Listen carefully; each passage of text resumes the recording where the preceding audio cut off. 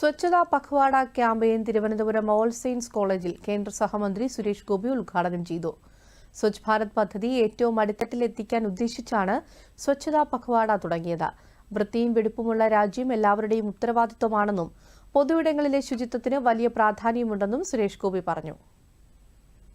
ദിവ്യ ആചരണം എന്ന നിലയ്ക്കാണ് സ്വച്ഛതാ പഖ്വാഡ രാജ്യമെമ്പാടും എല്ലാ ജില്ലകളിലും, എല്ലാ സംസ്ഥാനങ്ങളിലും, എല്ലാ ജില്ലകളിലും ഇത് ആചരിച്ചും പ്രവർത്തനക്ഷമത വർദ്ധിപ്പിച്ചും ശുചിത്വത്തിന്റെയും വൃത്തിയുടെയും കാര്യത്തിൽ പ്രവർത്തന ചിന്താക്ഷമത വർദ്ധിപ്പിച്ചുകൊണ്ടും ഈ പരിപാടി മുന്നോട്ട് പോയിക്കൊണ്ടിരിക്കുന്നത്.